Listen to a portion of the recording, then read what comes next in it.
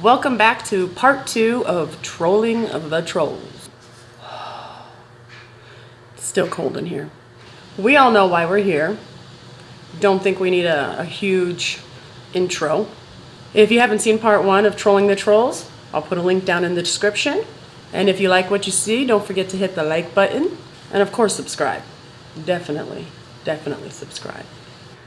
Without further ado, let's troll the trolls.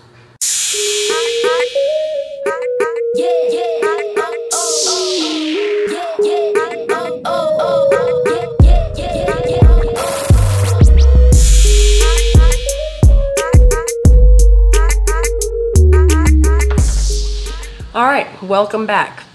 So the first comment that I'm going to delve into, it's extremely long, like 7 screenshots long. You know this guy was counting his time. I really debated whether or not to address this particular comment because of the fact that he's kind of putting me in the position to defend smokers, which would never be my intent. But his rant seemed very important to him, and far be it from me to ever steal the limelight from somebody who so desperately needs it. 7 screenshots. Long screenshots. Pretty sure this guy's from the Nintendo generation, you know, well-defined thumbs. Because it must have taken all morning to write this out. But again, worth it since he's counting his time. Do they have a box? Like on the current timesheet?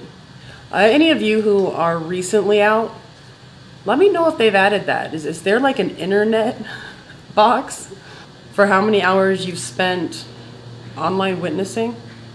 Alright, in any case, I don't remember exactly what comment I made that triggered this guy. Oh, and he's triggered. He's not a Christian!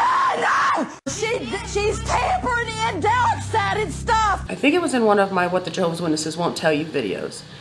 And probably in the big list of all the things that you could possibly do that can get you booted out.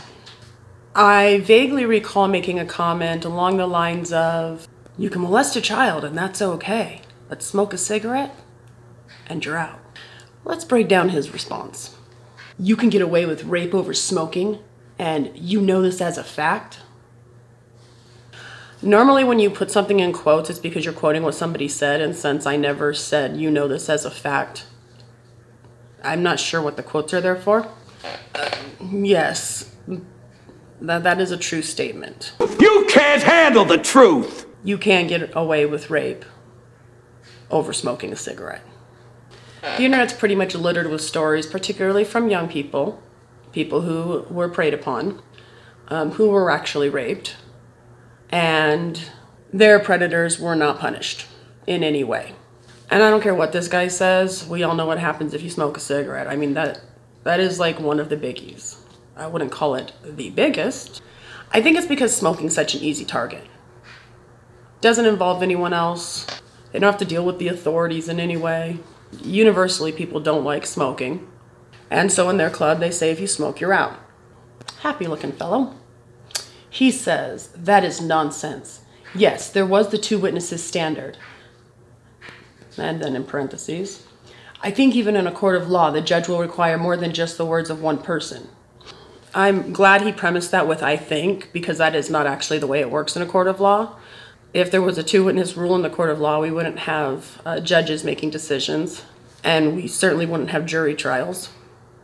So I've already kind of lost faith in his I think. But then again, you have to remember that Jehovah's Witnesses aren't allowed to have any knowledge of the judicial system or politics or any other way that our country functions. But it was never to protect the perpetrator. This never has been a thing of church leaders sitting around having sex with parishioners and then trying to hush it and move the bad person elsewhere.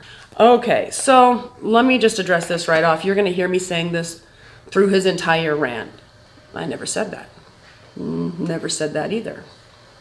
Don't know where he's getting that from. I never said that. This is a perfect example. Never said that. I never, ever indicated that church leaders were just sitting around having sex with parishioners. I never said they were sitting down. Maybe laying down. generally on top, but just sitting down? No. Okay, no, I've never said that any of the leaders, any of the elders are sitting around and that there's a big conspiracy, say, in the Warren Jeffs compound where they are actively, as a collective, abusing children. Never said that was the case. I guess some people think that. That just doesn't happen to be where I fall. What I said was, when there is a pedophile in the congregation that molests a child, if there is another witness, and only if there's another witness, or if he confesses, the elders will handle it internally, and except where it is mandated by state law to report, nothing else happens. It is swept under the rug, and none of the other congregants are told anything about it. And yes, as we know, if that bad person, as he puts it, I'll call it a predator, moves to another congregation, the congregation itself is not notified that there is a pedophile in their midst. In fact, and I found this very, very interesting, in the new Elders Manual that just came out, which I would love to have time to review with all of you, and the shepherd of the flock, shepherding the flock? Shepherd of the flock. I don't know, I was never an elder and I'm just a girl, so I don't have that one memorized. There is a section in regards to an elder who may have previous charges against him as being a pedophile. If someone who is an elder loses their privileges for pedophilia, or if someone is accused of pedophilia, that it will be many years until he can be appointed an elder, if ever. So it does tag on the words if ever, but it does indicate that a pedophile may be appointed an elder again in the future. He can also eventually lead them. Basically, I never said that the church leaders, elders, were aggressively encouraging pedophilia. They are passively encouraging it by not speaking out and not reporting it to the authorities, and by discouraging family members from doing so. I've always been a big fan of silence is quiet approval, which basically means if you don't say anything, you think it's okay. In regards to him saying that he's never heard of an incident of the elders telling the victim not to go to the police, later on in his rant, somewhere towards the end, he explains that he has been in many judicial committees, and I think he mentions he was disfellowshipped a couple of times. Buddy, my friend, I forgot your name already. Ferrara? This would tell me that you've never been privy to what's going on in a case of pedophilia and in a judicial committee. You would never know what the parents were advised to do or what the victim was advised to do. If you've been in the judicial committee as many times as you've bragged and disfellowshipped a couple of times, I'm guessing you likely never ranked elder. And if you did, some of us would like to know which congregation that was. It is universal knowledge. We have heard of hundreds and hundreds of stories where the victim and or their family were encouraged to keep the incident quiet. For the same reason as always. They come at us as it is. This will just make the congregation look bad. This will make Jehovah look bad. We're handling it internally. There's no need to bring further reproach upon Jehovah's name. So Dan, listen to the video before you comment, because I never said what you said. If I had said what you said I said, then I would have said that I said it, but I didn't say it. What else does he say? I think the issue was that when not required to report it to the police in a state, they didn't. But it was not pushed under the rug, and to say otherwise is just misrepresentation. Okay, we slightly agree. There are states in which it's mandated, and the only reason that they do report is because it's mandated. But we also know that even when it's mandated, that little piece was skipped. Maybe he can explain to me what pushing something under the rug is. You know, like when you're cleaning your house and you sweep all of the dirt into a little pile, and rather than throwing it out, you lift the rug and sweep it under, the dirt is still there, but nobody can see it. When you are not throwing out the dirt in your congregation, you know, the pedophiles or the rapists, then the dirt is still in the congregation and under the rug. That's my definition of sweeping under the rug. What's yours? As for the smoking, really? That is the holy grail of sins? LOL. First, I didn't say that, but it does rank up there. May I give you an example? Like you can stop me. So I know a woman whose predator admitted that he was abusing her. He was not disfellowshipped, although he did lose some privileges. This young woman, however, was constantly barraged with the questions. Are you smoking? Have you smoked? Did you smoke? What were you thinking when you smoked? Just kidding, they never asked that. But they were obsessed with the young people in the congregation smoking and made it very clear that this could be a disassociating sin, which I find very odd, because if she was being sexually abused by a member of the congregation, there might be a reason she's got an oral fixation. If you're not going to send her to therapy, let her smoke. Looks like he's giving us a play-by-play of the Judicial Committee. I'll skip the boring parts, or we'll read really, really fast. A. While a person studies, they learn what the Bible standard is on things like smoking and show a lack of respect for the gift of life. B. It will always be, emphasis on always, it will always be the person's choice to continue studying things that actually matter, like what was God's purpose for putting us here? Why does God allow badness? What happens when we die? Not can you smoke a blunt. I didn't know we were talking about weed now. Even an atheist that cares about their health or the health of those around them gets, atheists only kind of get it. Believers in God 100% get it. Atheists kind of get it. Even an atheist that cares about their health or the health of those around them kind of gets that smoking can be deadly, is damaging to your neighbor, is dirty, and can be highly addictive. But if that person's studying just cannot live without taking a drag, then they don't have to keep studying if they choose not to. Some do because they want to see if the Bible says anything about their questions, and some might stop because smoking is a deal breaker. I'm not 100% certain what his point is. I think he's just saying, I don't know what his point is. There's a lot of people I don't understand. He got a little pretty mouth, ain't he? I guess he's just focusing on the health aspects of it, which we all know.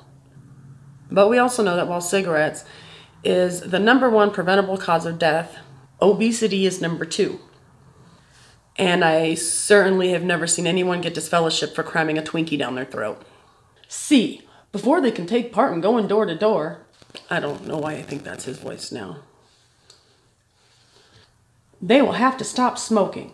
I know people that have never shared in preaching or made advancements because they've been smoking for 25 years. That's kind of my point. Smoking's a big deal. I get it. It's not a part of their club, and to be in their club, you can't do it. But is that certainly a reason to completely cut off someone's family?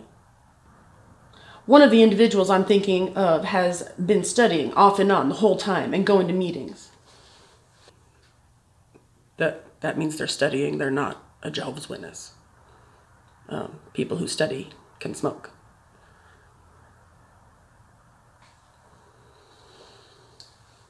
Is it me? You know, sometimes when people rant like this, I feel like they're defending something. Like, maybe there's something he wants to do.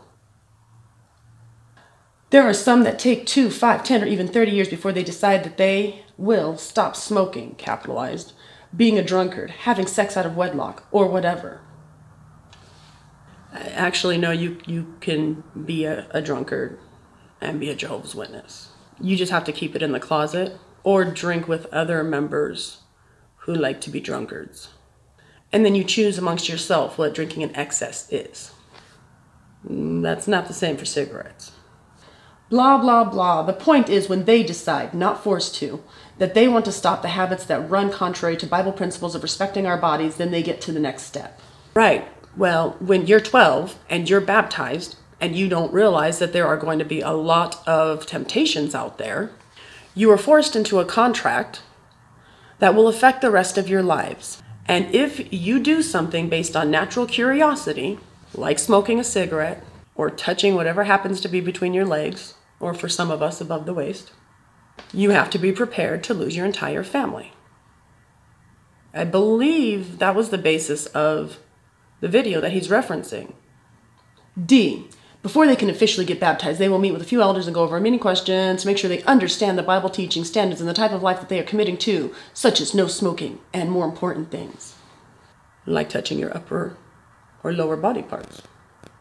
Before their actual baptism, a talk is given reiterating the seriousness of this decision. Then, in front of usually 1,000 people, to as many as 50,000 people, depending on the event, they are invited to stand and are asked 2 questions. The first is about the acceptance of the sacrifice that God gave through Jesus, and if they agree, they answer yes. Then they are asked, very crucial point, do they recognize that by getting baptized? I'm sorry, I don't know if this has ever happened, but has anybody ever actually gotten to that point and they're asked that question, like, no, I'm gonna have to say no. I've never heard of that happening. Anyways, and the second, they answer yes, and they are asked a very, very crucial point. Do they recognize that by getting baptized that they are now a part of a worldwide organization and thus their conduct and actions identify them as one of Jehovah's Witnesses? They say yes. Again. At this point, they have made the personal choice to live as one of Jehovah's Witnesses. So I'm going to agree with you for the most part. Let's look at adults. Any adult that joins a club, the club is going to have rules. Okay? However, it's the way that they are indoctrinated into the club, preyed upon, usually at a down point in their life. And yes, all the things that the witnesses talk about are very desirable. It is good to live a clean life, to drink minimally, to not smoke. I'm never going to agree with the not touching yourself part. That's just weird. But there are elements that are very desirable to someone who is down and out. And yes, they are making this commitment. But they really, really do not understand the weight of breaking any rules. Now, as for doing this to children, we all know that's a completely different story. It's morally wrong. But I guess that's the difference between my morals and yours. F. So let's say years went by and then the person starts really wanting to start smoking again. Well, first off, over the years, they would be hearing reminders about how defiling their body in this manner would be showing disrespect for the sacrifice that was given on their behalf. But they would probably be highly encouraged to, attempt to quell those feelings by cramming Twinkies down their throat. Because while obesity is another form of physical defilement, for obvious reasons, it doesn't look like Jehovah's Witnesses focus on that. Actually, I just learned today from Rebecca Pearl and Jay the Comedian, you should check out both of their channels, that gluttony is a disfellowship-worthy offense. It's in the Elder's Manual. For obvious reasons, it doesn't look like Jehovah's Witnesses focus on that. And let me just say, for anyone who is overweight, I myself have struggled with my weight. Who hasn't? My point is they focus on defiling the body in the areas that they want to. Again, is this new? Is this new at all, them just picking and choosing what they want to believe in? Is this new at all, them picking and choosing what is and isn't a sin? Oh my God, can you imagine if they set a weight limit? If they were like, listen, studies have shown that the second most preventable cause of death is obesity. And so we're going to take everyone's height and weight measurements. And just like what we did with the smokers, we're going to give you 6 months to get down to an acceptable weight. If this is a problem, you're clearly not praying hard enough. And then they got to write their weight each month, like on the top of their time cards. Sorry. All right. Oh, babbler. Let's see. Now, if they still just really were having a hard time, they would probably want to do some research, Bible reading, and prayer on this matter. Now, if they're still having a hard time, they would want to go ask for help from someone they respect in the congregation, perhaps the person they studied with. Now, if they, basically he's going through. So at this point, they might start sneaking cigarettes. If they get caught, they will meet with the elders. Now, mind you, if they believe the Bible, blah, blah, blah, then they know that it is God that sees them. Wait a minute. Wait a minute. If they get caught, and they have that, I must be reading that wrong. Let's look at it together. Now, blah, blah. If they get caught, then they would have to meet with the elders. Now, mind you, if they believe the Bible, then they know it is God that sees them.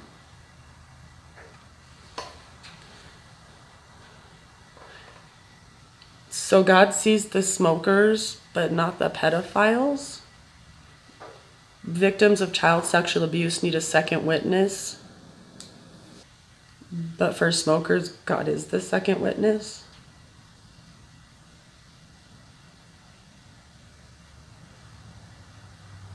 Are you fucking kidding me? I hadn't put that together when I was preparing for this video. Why am I even surprised? Right. Now this guy's just pissed me off.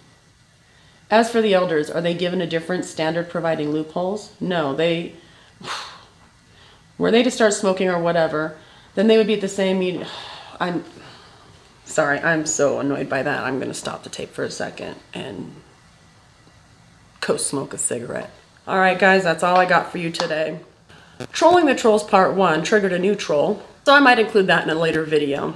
But until then, thanks for sticking it out if you're still here, and I will see you next time.